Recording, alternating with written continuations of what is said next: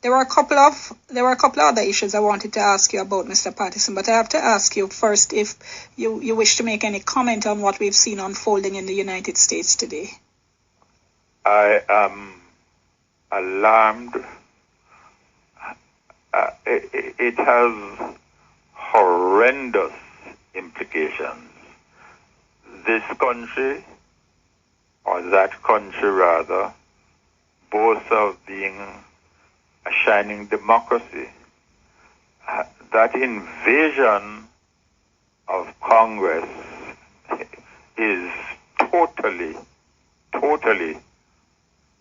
out of the question. I think if it had happened in any other country, the United States would be seeking to offer assistance to that country to prevent it from happening there. So it's disgusting, it's repulsive, and it violates everything that one understands about democracy and the rule of law. It's been the subject of some incitement. I am surprised what is given preceding this event. The legal authorities were not aware of what would be required. But then in a system where the head of the stream is polluting it, the consequences can be very dangerous and in some cases fatal. I was reading a little earlier a tweet from the Foreign Affairs Minister. Should CARICOM speak?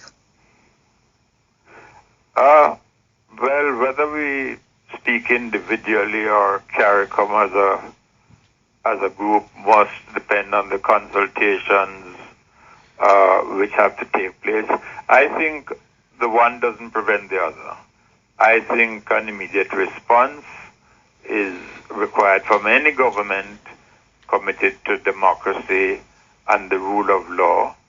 And it's quite within the competence after those pronouncements for CARICOM to take a strong position in denouncing the breaches which have taken place after they have consulted with each other. You're concerned about any implications for Biden-Harris, the Biden-Harris presidency going forward? Well, I think at the end of the day, the swearing in is going to take place on the 20th of January of them both.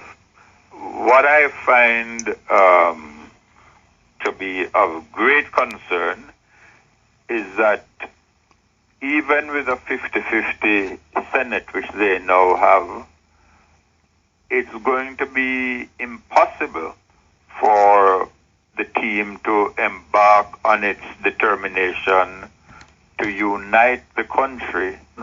One side believes that the other side occupies office illegitimately. And it's going to require a lot of careful, deliberate steps to heal the breach. But as we say in Jamaica, one hand can't clap. So even if the Biden administration is stretching out the hand to the Republicans and they refuse to respond, I think we're not going to see the progressive changes which are necessary in the United States at this time. And we can't at any time forget that the United States claims to be the champion of the free world, which is predicated on elections being held within the constitutional time frame and according to the electoral provisions in that country. and that legislators are free to pass or amend legislation without coercive measures from unruly mob elements. I would tell you, if this had been done in a Black Lives Matter march, can you imagine the howl and the condemnation that would come from the White House? It's a sad day for the United States.